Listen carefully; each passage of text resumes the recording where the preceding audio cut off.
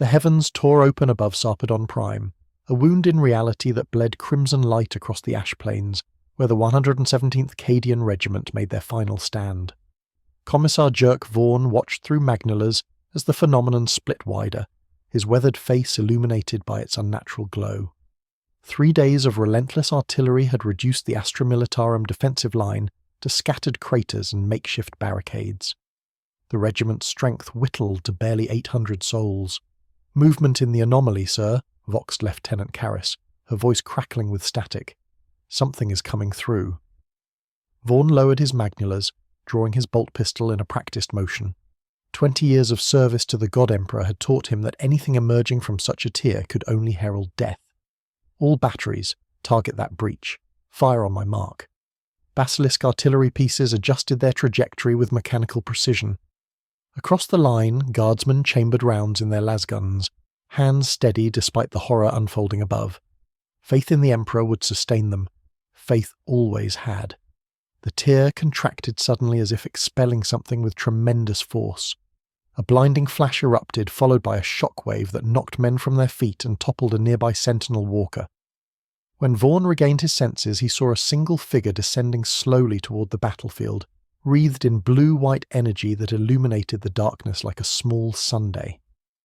"What throne-damned warpcraft is this?" he whispered. The figure touched down 100 men from the Imperial line, the strange aura fading to reveal a man of compact but powerful build. He wore unusual blue armor that left his arms exposed with white gloves and boots, unlike any Imperial pattern.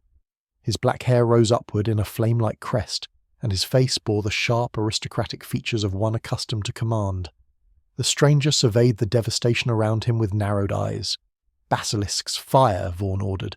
3 Earthshaker rounds screamed across the sky, converging on the intruder with pinpoint accuracy. The explosion threw up a wall of dirt and shrapnel that obscured Vaughan's vision. For a moment, silence fell across the battlefield. Then the dust cleared. The stranger stood untouched. Not a mark on his pristine armor, not a single step displaced from his original position. His eyes found Vaughan's across the battlefield, dark and calculating. "Is this the best this realm has to offer?" His voice carried effortlessly across the distance, filled with proud disdain. "I am Vegeta, Prince of all Saiyans. Your pathetic weapons cannot harm me." Vaughan raised his bolt pistol. "In the name of the God Emperor, identify yourself, Xenos." "God Emperor?" Vegeta smirked, crossing his arms. "Another would-be deity. I have killed gods before." The air around him began to shimmer with heat. Tiny pebbles rose from the ground as if gravity itself was bending to his will. A blue glow encompassed his form once more, growing in intensity until it hurt to look directly at him. "All units, open fire!" Vaughan commanded, squeezing the trigger of his own weapon. 1,000 las gun beams converged on Vegeta simultaneously, joined by heavy bolt of fire from the remaining Chimera transports. The combined firepower would have reduced a space marine to bloody fragments, but the energy simply rippled across an invisible barrier surrounding the San. "Pitiful," Vegeta said, uncrossing his arms. "Let me show you true power." He raised one gloved hand, palm outward.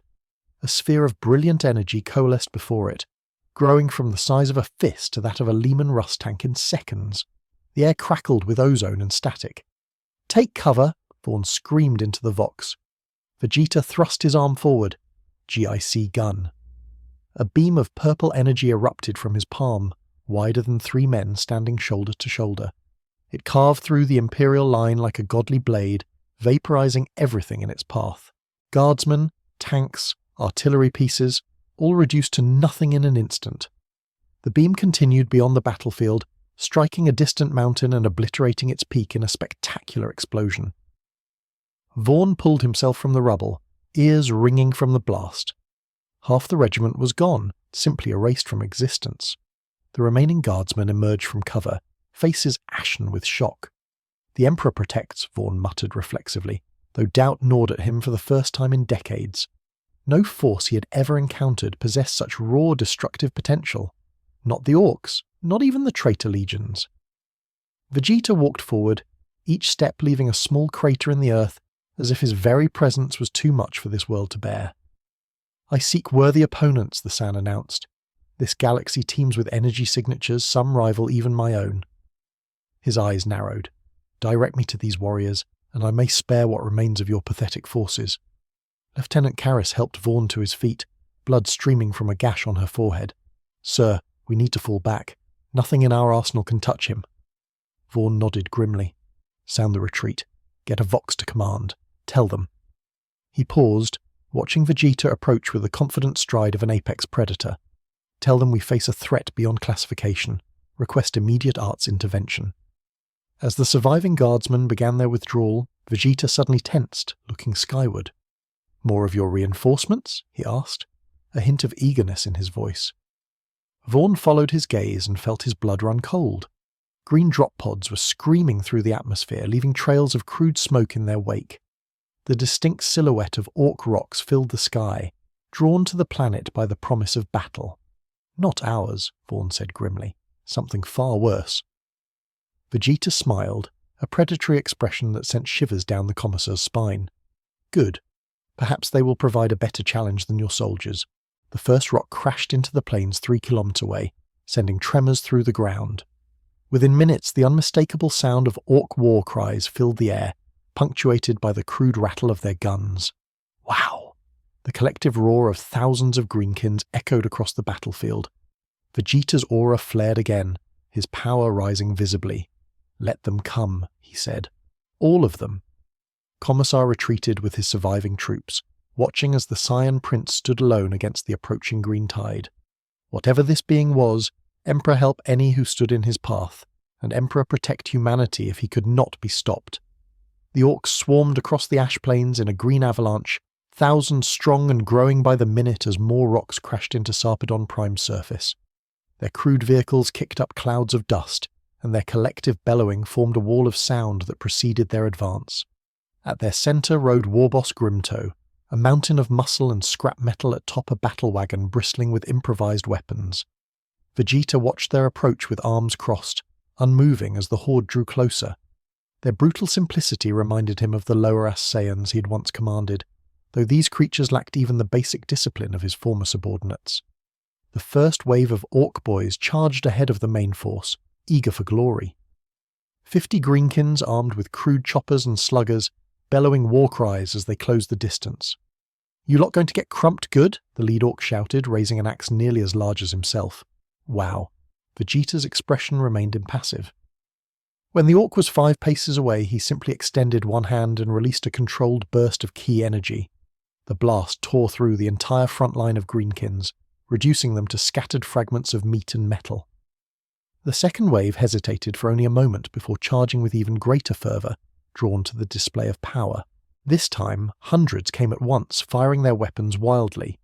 Crude bullets and energy blasts peppered the area around Vegeta, kicking up dirt, but finding no purchase against his ki-reinforced defences. He launched himself forward, moving so quickly that he became a blur to the orc perception. His fist connected with the first greenskin's chest, punching clean through armour, flesh, and bone before emerging from its back. Without pausing, Vegeta tore sideways, ripping the orc in half. He spun in the same motion, leg extended in a roundhouse kick that decapitated 3 more greenkins with a single sweep. Blood sprayed across his white gloves and boots, the only evidence that he was expending any effort at all. "Is this all?" he called out, voice cutting through the den of battle. "Is there not one among you who can test my strength?"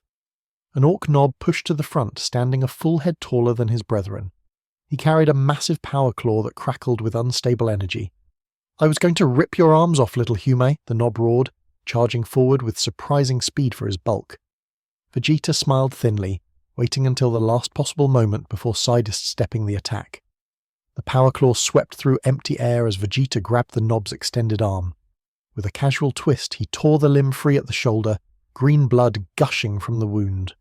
The nob howled in pain and rage, only to be silenced as Vegeta drove the severed limb through its owner's chest like a spear. "Disappointing," Vegeta said, tossing the corpse aside. "I had expected more from creatures bred for war." The main orc force had arrived now, surrounding Vegeta in a sea of green. Warboss Grimto pushed his way to the front, his massive form dwarfing even the largest nobs. Cybernetic enhancements protruded from his flesh, and a force field generator hummed on his back. his red eyes fixed on Vegeta with uncharacteristic calculation for an orc. "You Grim-2 growled voice like grinding metal. You fight good, kill many boys, but Grim-2, not just any orc." The war boss thumped his chest. Grim-2 killed 3 space marines with bare hands. Grim-2 ate Commissar Heart while still beating. Vegeta raised an eyebrow. "Should I be impressed?" The war boss roared with laughter. "You strong? Maybe strongest I ever seen." He pointed a massive metal-clad finger at Vegeta. "Join Wa. Be my knob. We crumple humies together. Join you." Vegeta's voice dropped dangerously. "Prince Vegeta serves no one, least of all a primitive creature like you." Grim-2's expression darkened. "Then you die here." The war boss signaled, and dozens of Orgunners opened fire simultaneously. Looted heavy weapons, crude plasma cannons, and rocket launchers unleashed a barrage that would have flattened an Imperial bunker complex. Vegeta's aura flared bright blue as he rocketed upward, the bombardment cratering the ground where he had stood. From the air, he looked down at the gathered orc forces now numbering in the tens of thousands. For the first time, a smile of genuine pleasure crossed his face.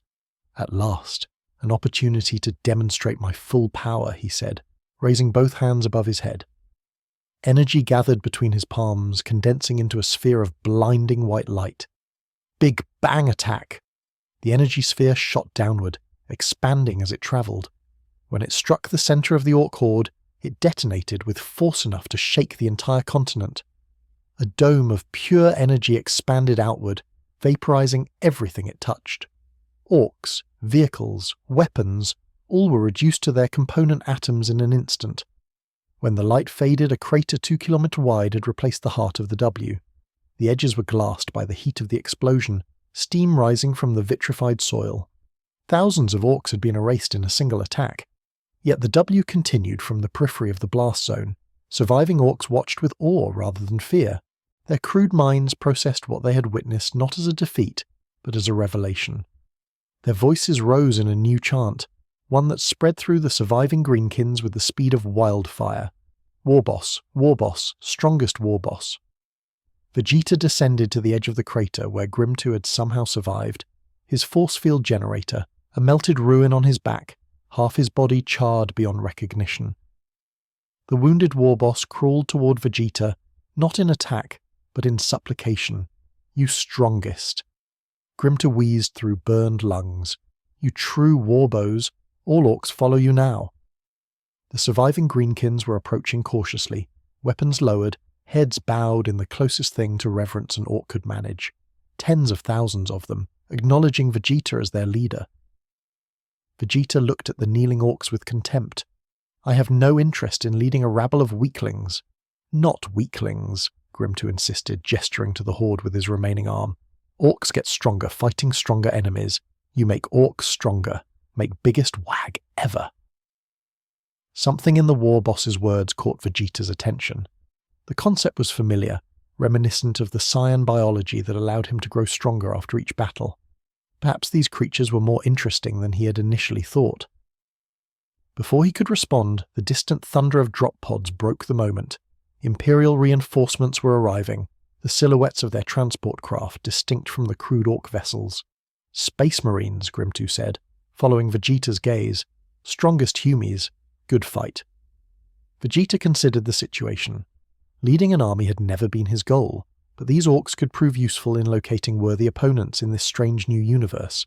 And if these Space Marines were truly the mightiest warriors this galaxy had to offer, he would need to face them eventually.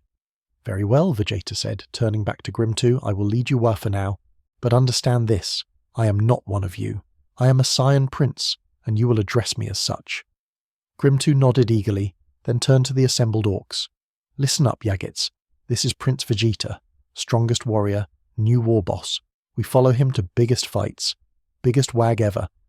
The Greenkins erupted in cheers, raising their weapons in salute to their new leader. Wag, Vegeta, wag, Vegeta. Vegeta watched the display with mingled disgust and satisfaction. These creatures were beneath him, but their reverence was not undeserved. And if they could lead him to worthy opponents, perhaps even to a way back to his own universe, he would tolerate their presence. He turned toward the approaching Imperial forces, a predatory smile spreading across his face. This strange new galaxy had much to offer a warrior prince in search of battle, and battle was the one constant across all universes that Vegeta understood perfectly. Brother Captain Tiberius of the Ultramarines, 2nd Company, stood in the command deck of the strike cruiser Oath of Moment, watching the tactical holith with growing concern. The display showed the surface of Sarpedon Prime, where a massive energy signature had been detected hours earlier. Now the scan revealed a crater where the 117th Cadian Regiment had made their stand, and an enormous concentration of Orc forces gathering to the north. "The situation is unprecedented, my lord," reported Tech Marine Draus, his mechundrites dancing over the controls of the augury array. "The energy discharge we detected exceeds anything in our records. It does not match known patterns of warp manifestation, Necron technology, or Aldari weaponry." "What of the cadence?" Tiberius asked. "Approximately 30% survived, retreating to the capital hive," Draus replied. "Their commissar reports encountering a humanoid Xenos of extreme power. Shortly afterward, the Orcs arrived. According to the latest OPEX readings, the Orc horde now appears to be organizing around the energy signature." Chaplain Octavius stepped forward, his skull helm turning toward the display. "The timing cannot be coincidence. The appearance of this Xenos followed immediately by an Orc invasion. The Emperor's hand guides us to this threat before it can spread." Tiberius nodded gravely. "Ready the drop pods. 1st and 3rd Tactical Squads will establish a perimeter. 2nd Squad and the Devastators will provide fire support. Assault Squad will remain in reserve until we assess the threat." "And you, Brother Captain?" Octavius asked. Tiberius checked the power level on his plasma pistol. "I will lead the vanguard personally. Whatever this Xenos is, it must be confronted with the Emperor's fury." Within minutes, the Ultramarine strike force was loaded into drop pods and launched toward the surface. Tiberius felt the familiar sensation of acceleration as his pod tore through Sarpedon's atmosphere, the metal shell heating to near melting around him. 5 veteran battle brothers stood with him, each one a warrior with centuries of combat experience. Brotherhood of the Blade, Tiberius intoned, loyalty until death. His brothers responded in unison.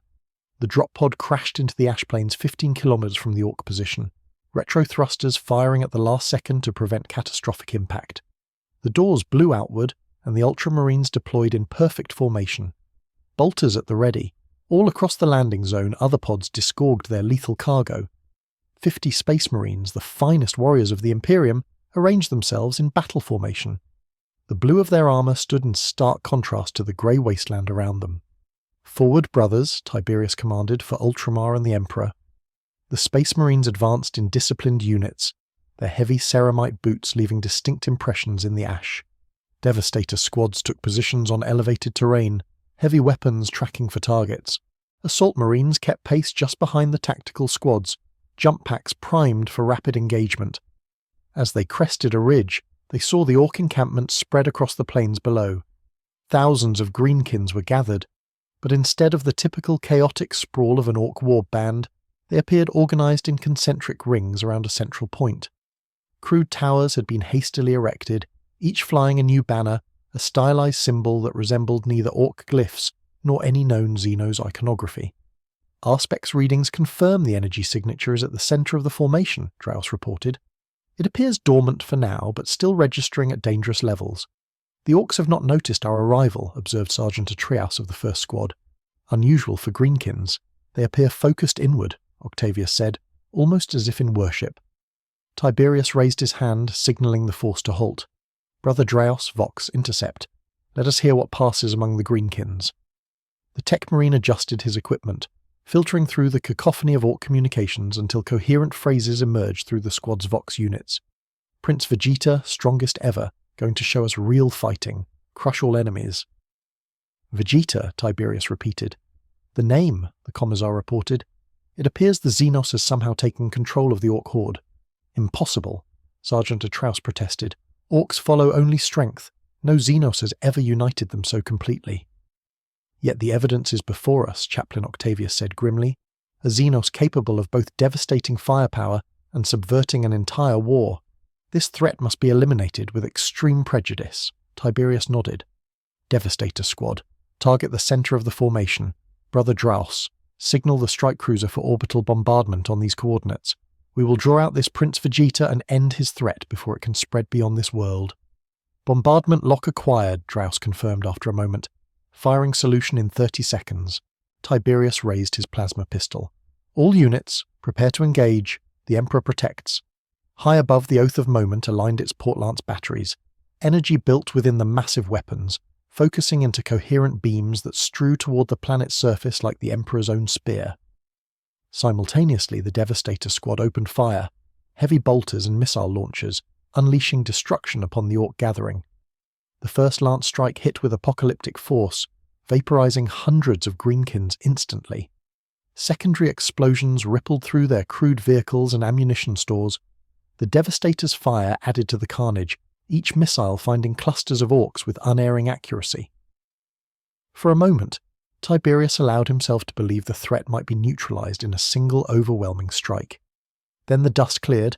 A figure hovered above the impact zone, surrounded by a sphere of blue energy that had somehow withstood the full fury of an orbital bombardment. The Xenos called Vegeta looked directly toward the ultramarine position, despite the considerable distance and the concealment the ridge provided. "Impossible," Sergeant Atraus whispered. "Dracos analysis," Tiberius demanded. The Tech Marine's instruments word as he conducted rapid scans. The energy field surrounding the target appears similar to a void shield, but generated without any detectable technology. It absorbed or deflected the entire lance strike. Below Vegeta, the surviving Orcs were reorganizing with surprising speed, forming battle lines facing the ultramarine position. The Xenos gestured, and the greenskin horde began advancing toward the ridge. "All units, engage," Tiberius commanded. "Focus fire on the Xenos leader." The Ultramarines opened fire as one, bolters and heavy weapons concentrating on the hovering figure. Explosions bloomed around Vegeta as bolt shells detonated against his energy field, but he continued forward, apparently unharmed. "Your weapons are nothing to me." Vegeta's voice carried across the battlefield with unnatural clarity. "But you warriors interest me. You move with discipline, purpose." He descended to the ground, the blue aura fading. "Perhaps you will provide a worthier challenge than these green creatures. Blasphemy against the Emperor will not be tolerated, Xenos." Chaplain Octavius called out, his skull helm amplifying his voice. "Your existence is an affront to humanity. Prepare to meet your end." Vegeta laughed, a harsh sound devoid of humor. "Bold words. Let us see if your strength matches them." The Saiyan Prince launched himself forward with explosive speed, covering the distance to the ultramarine line in seconds. His first strike caught Sergeant Atraus in the chest, the force of the blow sending the veteran Space Marine flying backward despite his Teutonon armor. Tiberius reacted instantly, his enhanced reflexes allowing him to track Vegeta's movement. He fired his plasma pistol point blank, the superheated matter streaking toward the Xeno's head. Vegeta tilted his head slightly, allowing the plasma bolt to pass harmlessly over his shoulder. Better, he acknowledged, but still too slow. His counterattack was a blur of motion, fists and feet striking with precision that belied their tremendous power. Two Ultramarines fell in rapid succession, their armor cracked and internal organs pulverized despite the Ceriamite protection. The remaining Space Marines formed a defensive circle, bolters firing continuously. Vegeta darted between the explosive shells, moving with preternatural grace. When he struck, it was with calculated force, targeting weak points in the Astartes' armor that should have been invisible to an enemy without augur assistance. "Fall back and regroup," Tiberius ordered, recognizing the futility of their current approach. Devastator squad, suppressing fire. Assault squad, engage from multiple vectors. The Devastators unleashed a barrage that would have flattened a hab block, forcing Vegeta to pause his attack. Taking advantage of the momentary respite, the Assault Marines activated their jump packs, launching into the air in a coordinated pattern designed to surround the target. 5 Assault Marines descended upon Vegeta simultaneously, chainswords revving with destructive potential. The Science smiled as if pleased by the new challenge. He caught the first chainsaw bare-handed, the adamantine teeth shattering against his palm. With his free hand, he drove a punch through the Space Marine's breastplate, penetrating the black carapace and the warrior's primary heart in a single strike. The remaining Assault Marines attacked with coordinated precision, centuries of training evident in their movements. For the first time, Vegeta was forced to defend from multiple angles, blocking and parrying with rapid movements that left after images in the air. He acknowledged, catching a power fist mid-swing and crushing the mechanism with a squeeze of his hand. Better than any warriors I have faced in this realm, but still nowhere near my level. His aura flared again, expanding outward in a kinetic wave that threw the assault marines back. Before they could recover, Vegeta was among them, delivering punishing blows that found gaps in their armor with unerring accuracy. Tiberius watched 3 more of his brothers fall and made a tactical decision. All units full withdrawal. Draos signaled the oath for immediate extraction. Running away, Vegeta called out, holding an assault marine by the throat. I expected more from the elite warriors of this galaxy.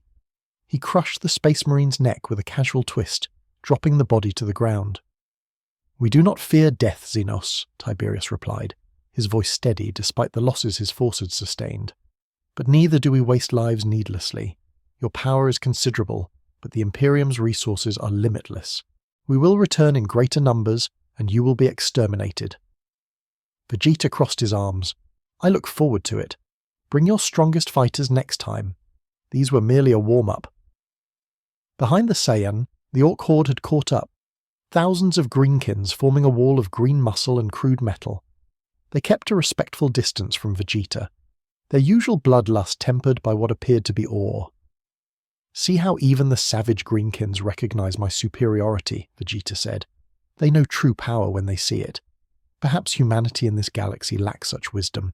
The Emperor guides humanity, Chaplain Octavius intoned, and he will see your kind purged from his domain. Another god to disappoint, Vegeta replied dismissively. I have heard such claims before. Bring your Emperor to face me if he dares. The blasphemy hung in the air as Thunderhawk gunships roared overhead, providing covering fire while the surviving Ultramarines withdrew. Tiberius was the last aboard, his gaze locked with Vegeta's across the battlefield. This is not over, the brother captain vowed. Of course not, Vegeta replied with a predatory smile. It has barely begun. As the gunships rose into the atmosphere, Tiberius watched the Xenos return to the Orc horde, which parted before him like a green sea. The implications were dire. A single Xenos with power beyond anything in Imperial records, now commanding a W of unprecedented size, Sarpedon Prime was lost. But the Imperium would respond with the full measure of its wrath. It had to. 3 solar months after the arrival of Prince Vegeta on Sarpedon Prime, an Imperial War Council convened aboard the battleship Divine Retribution in high anchor above Carduni, the closest forge world to the spreading conflict. The ship's strategium was filled with the Imperium's military elite, Lord General Maximilian Krogh of the Astra Militarum, Lord Admiral Hassan of Battlefleet Tempestus, Grandmaster Vuloff of the Grey Knights, and chapter masters. From 3 Space Marine chapters, the Ultramarines, Imperial Fists, and Raven Guard. At the centre of the Holith display, the spreading zone of Xenos conquest glowed an angry red, encompassing 17 systems and growing daily. The situation is unprecedented, Lord General Krogh stated, his augment eye whirring as he studied the display. In 91 days, this Xenos has conquered more territory than Abdon managed in his first Black Crusade. The W under his command has swollen to include an estimated 70 million greenkins, all displaying uncharacteristic discipline and coordination. Not just orcs, corrected Inquisitor Cade, a severe woman representing the Ordo Xenos. Our latest intelligence suggests that several minor Xenos species have pledged allegiance to this Prince Vegeta, including a crude kindred and at least 2 crude migration fleets. Unprecedented is an understatement.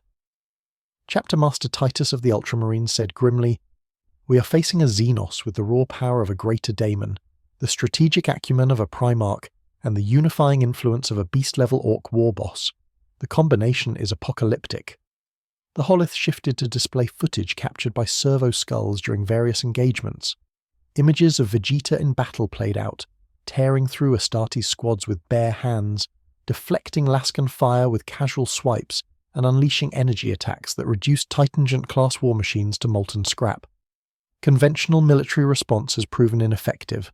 Crow admitted, We have thrown 3 Tempesta Scion regiments, 8 Astartes companies, and a Titan maniple at this threat. All destroyed or routed, the Xenos' power appears to be internally generated. Magos biologist Ferrin intoned, his mechanical voice clicking between syllables. Tissue samples recovered from battlefield contacts suggest a unique cellular structure capable of channeling and amplifying bioelectrical energy to extraordinary levels. It is unlike anything in the Imperium's taxonomic archives. That is because he is not of this galaxy, Grandmaster Vulov stated, his psychic hood humming with suppressed energy. The Grey Knights monitored the initial breach. It was not warp-based, but something else entirely, a tier between realities. This being came from beyond our universe. A murmur passed through the assembled leaders. Extra-dimensional incursion was rare enough to be the stuff of legend, even among those privy to the Imperium's darkest secrets. Can he be killed? Chapter Master Seize of the Imperial Fists asked bluntly. Theoretically, yes, Magosen replied. Despite his extraordinary resilience, the Xenos physiology is fundamentally biological. His energy reserves, while vast, are finite. Extended engagement has shown brief periods of reduced output, suggesting a need to recover or replenish. Then we must force such exhaustion, Lord Admiral Hassan declared. A sustained orbital bombardment from multiple battleships coupled with ground forces to keep him engaged. We tried that at Heraxos Prime, crew countered. 15 hours of continuous bombardment. The Xenos emerged unharmed and destroyed 3 of our capital ships in retaliation. There is one option we have not yet employed, Inquisitor Cade said, her voice cutting through the debate. Exterminatus. The Strategium fell silent. Exterminatus was the Imperium's final sanction, reserved for threats that could not be contained by any other means. You propose destroying 17 inhabited Imperial worlds, Titus asked, his voice tight with anger. Billions of loyal citizens. I propose preventing the loss of hundreds more worlds, Cade replied coolly. This Xenos gains strength with every victory. His war grows exponentially. If we do not act decisively now, we risk losing the entire segmentum. The Inquisitor's assessment, while harsh, is tactically sound, Vulov acknowledged. However, conventional exterminator's weaponry may prove insufficient. The Xenos has survived direct hits from Desolator-class torpedoes and lance batteries. Even virus bombing may not eliminate a being of his resilience. Then what do you propose, Grandmaster? Lord General Crew asked. Volkov's silver eyes gleamed in the dim light of the Strategium, a more specialized approach. The Grey Knights maintain several artifacts of extraordinary destructive potential, designed to combat the most powerful warp entities. While this Xenos is not demonic in nature, the principles may apply. And what would be required to deploy such weapons? Admiral Hassan inquired. A strike force of my brethren to deliver the weapon directly, Vulov replied, and a sufficient diversion to occupy the Xenos' attention while we prepare the ritual of activation. Chapter Master Titus nodded slowly. The Ultramarines will provide that diversion.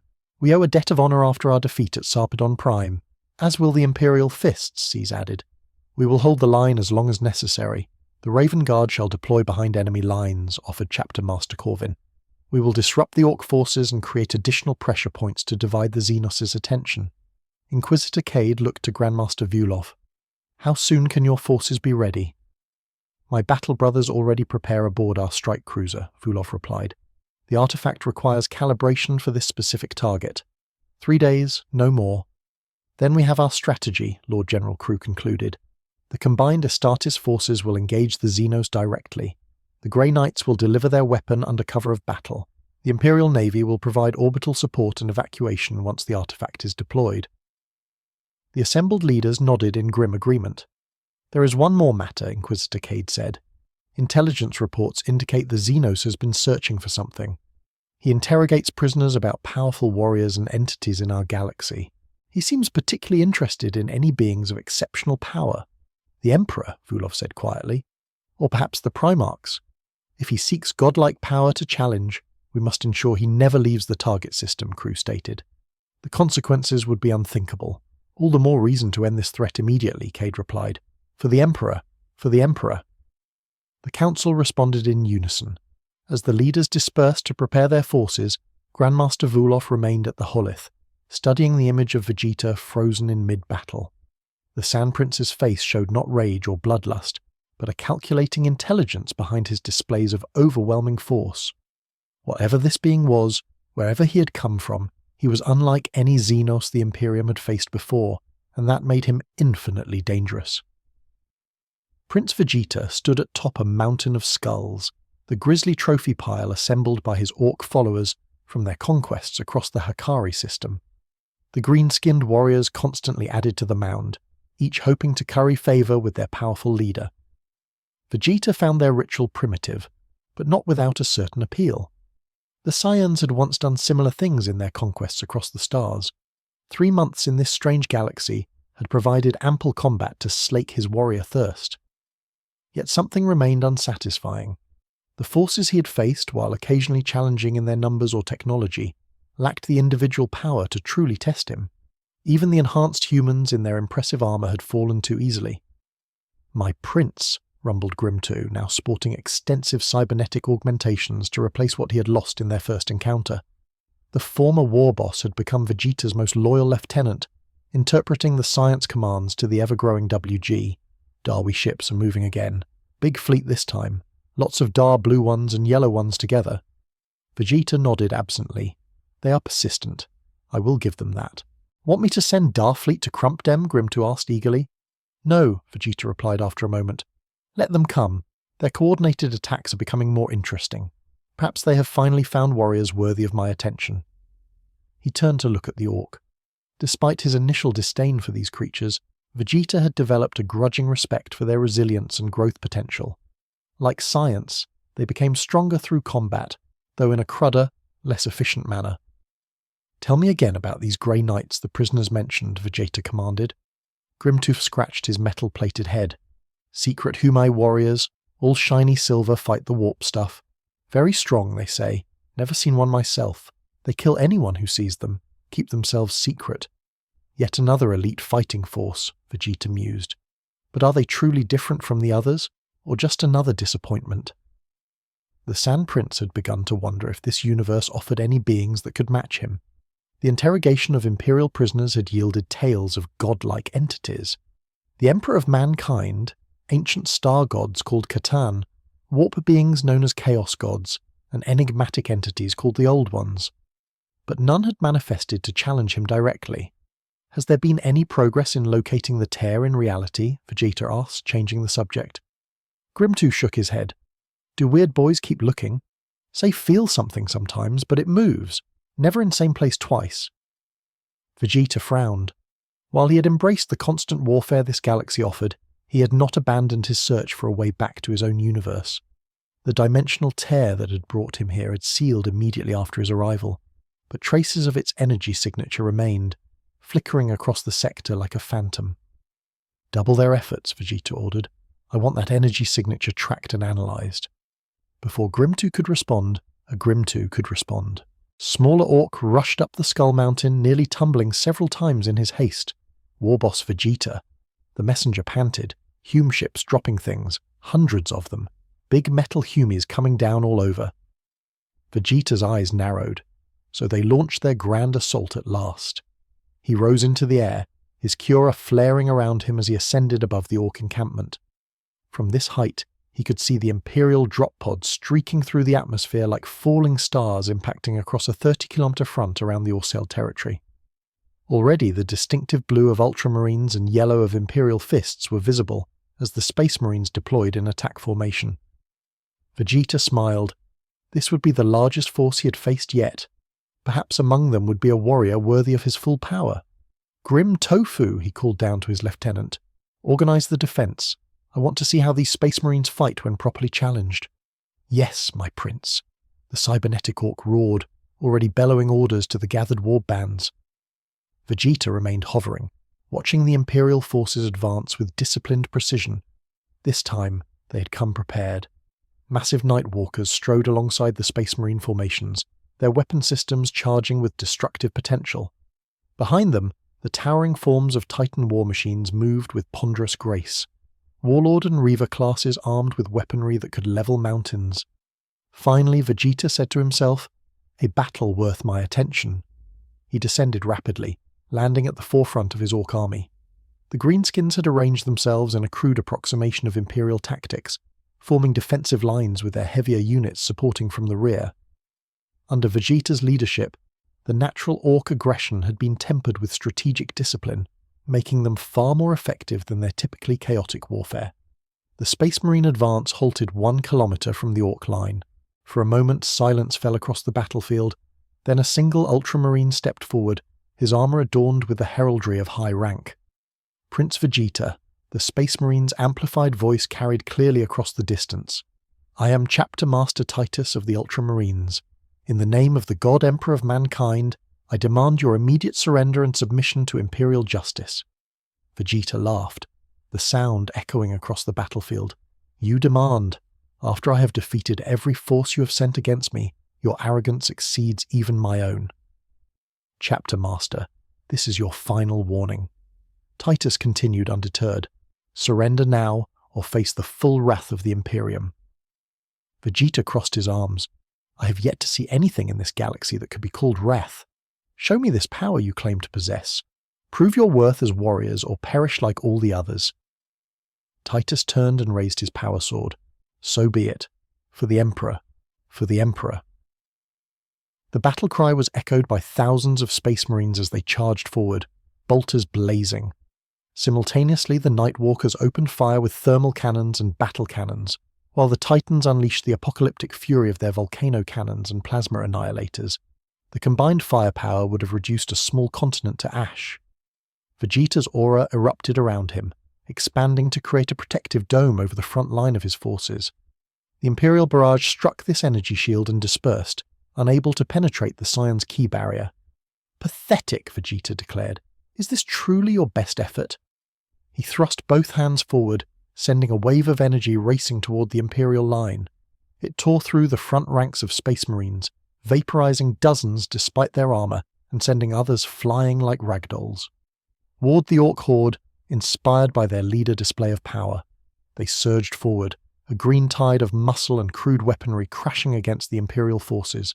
The battle devolved into chaotic close combat. Space Marines and Orcs locked in brutal melee across the killing field. Vegeta moved through the carnage like a force of nature, each strike precise and devastatingly effective.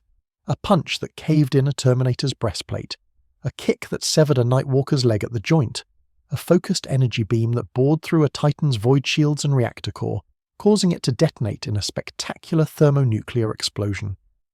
Yet, something felt wrong.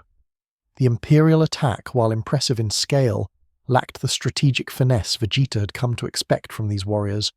They were fighting as if to hold his attention rather than to achieve victory. Realization dawned as Vegeta sensed a new energy signature materializing behind his lines. A teleport assault designed to strike while he was occupied with the main force. A diversion, Vegeta muttered, impressed despite himself. Clever. He spun in midair, rocketing back toward his command position with a burst of speed that left a sonic boom in his wake. Below he saw them, 20 warriors in silver armor arranged in a perfect circle around an object that pulsed with strange reality-distorting energy, the Grey Knights. And they had brought a weapon. Vegeta descended like a meteor, the force of his landing cratering the ground and sending shockwaves through the earth. The Grey Knights remained in formation, their discipline absolute, even in the face of his dramatic arrival. So, you are the secret warriors I have heard whispers of, Vegeta said, studying their ornate armor and force weapons with interest. You do not hide your power like the others. I can sense it radiating from you. The Grey Knight in the center of the formation stepped forward, his armor more elaborate than his brother's.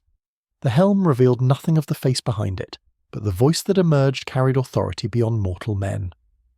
I am Grandmaster Vuloff of the Grey Knights. Your rampage ends here, Xenos. Vegeta smirked. Many have made that claim. All have failed to back it with adequate strength. We are not like the others you have faced, Volkov replied. We were created for a singular purpose, to combat the greatest threats to humanity. Today, that threat is you. The Grandmaster raised his nemesis force halberd, the weapon humming with psychic energy. As one, the Grey Knights began to chant in ancient tongues, their voices resonating with power that made the air itself vibrate. The device at the center of their formation pulsed in response, its energy signature growing exponentially with each passing second. Vegeta recognized the threat immediately. Whatever this weapon was, it channeled power on a scale approaching his own. Impressive, Vegeta acknowledged, but futile. He launched himself at Vuloff, only to hit an invisible barrier of pure psychic force. The Grey Knight's combined powers had created a shield that even his strength could not immediately penetrate. The Terminus decree has been invoked. Vulov intoned. The anathema engine is awakening. Your extra-dimensional essence will be bound and severed from this reality. Vegeta's eyes widened slightly, not in fear, but in genuine surprise. These warriors had correctly identified his dimensional displacement and designed a countermeasure specifically for him. It was the first truly intelligent tactical response he had encountered in this galaxy. You believe you can banish me with this device? Vegeta pressed his hands against the psychic barrier, feeling it bend under his strength. I came to this reality through my own power. I will not be dismissed by yours. The barrier cracked beneath his palms, fracture lines spreading across its invisible surface. The Grey Knights intensified their chant, pouring more psychic energy into both shield and device. The anathema engine was now fully active, its crystalline structure pulsing with blinding light. Tendrils of energy reached toward Vegeta, attempting to ensnare his Kiora. For the first time since his arrival in this universe, Vegeta felt his power being contested on a fundamental level. The device was not merely attacking him physically, but attempting to unravel the very fabric of his being to identify the dimensional frequency that defined his existence and alter it. Enough games, Vegeta growled, his aura flaring brighter. It is time you witnessed the true power of a Saiyan. He clenched his fists at his sides, muscles tensing as he drew upon his deepest reserves. The ground began to tremble beneath him, rocks rising into the air as gravity itself distorted around his form. Final flash twin beams of golden energy erupted from Vegeta's outstretched hands, merging into a single devastating attack that struck the psychic barrier with cataclysmic force. The shield shattered like glass, the backlash sending several Grey Knights to their knees. The energy continued unabated, aimed directly at the anathema engine. Grandmaster Vulov threw himself into the path of the beam-force halberd raised in a desperate attempt to deflect the attack. The Nemesis weapon, forged with techniques lost to time and imbued with the Emperor's own psychic signature, managed to split the energy beam for a crucial moment. "Now, brothers," Vulov commanded through gritted teeth, "complete the ritual while I hold him." The remaining Grey Knights redoubled their efforts, channeling psychic energy into the anathema engine. Even as Vegeta's attack threatened to destroy it, the device began to emit a high-pitched whine, its structure buckling under the conflicting forces tearing at it. Vegeta pushed more power into his attack.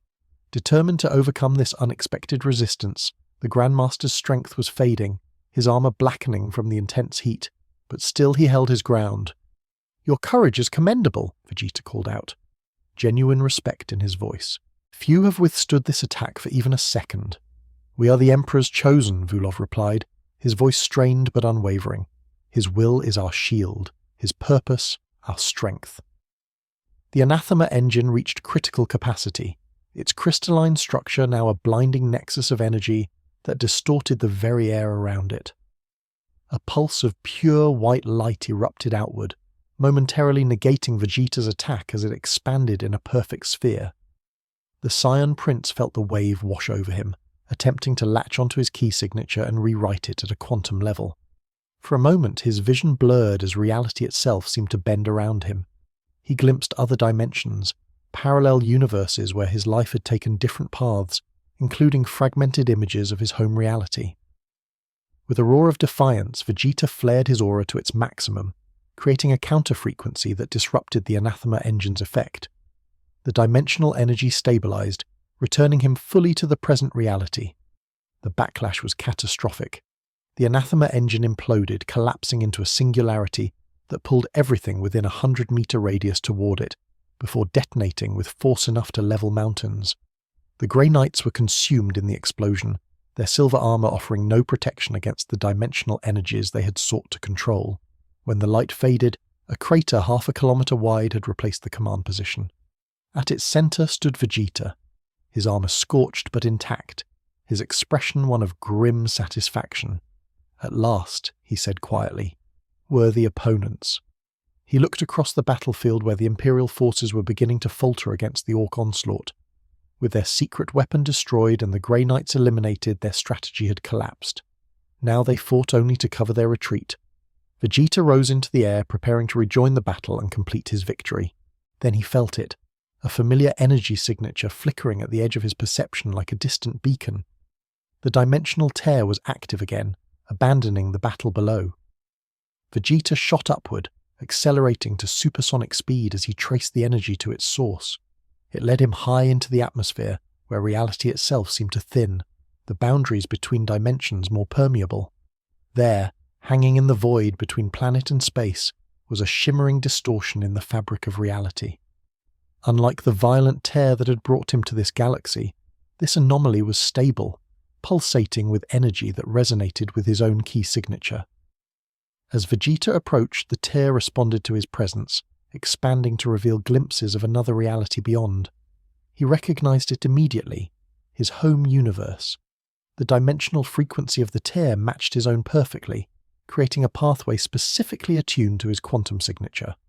The Grey Knight's weapon had failed in its primary purpose, but its detonation had created a ripple effect through the dimensional barriers, temporarily weakening them enough for this portal to form. It was an unintended consequence, a cosmic irony that their attempt to banish him had instead created his path home. Vegeta hovered before the portal, feeling its pull on his very atoms. He could step through now, return to his own reality, to his family and rivals and the life he had known. Yet he hesitated. Below him stretched a galaxy of endless war, of constant challenges and battles yet to be fought. He had barely scratched the surface of the worthy opponents this universe might offer. The tales of godlike beings still intrigued him. The Emperor, the Chaos Gods, the star-consuming kin. Would he ever find such challenges in his home reality again? The dimensional tear pulsed, beginning to contract. Its stability was fleeting. Soon it would close, perhaps never to open again. The choice before Vegeta was stark: return home or remain in this galaxy of eternal warfare. In the end, it was no choice at all. With a final glance at the portal and the universe beyond, Vegeta turned away. The tear collapsed behind him, sealing the path between realities once more. The Shorn Prince descended toward the planet where his Orc forces were completing their victory over the retreating Imperials. This galaxy would be his new conquest, his new testing ground, and somewhere among its countless stars and civilizations he would find opponents truly worthy of his sand pride. The prince had chosen his battlefield. The galaxy would never be the East.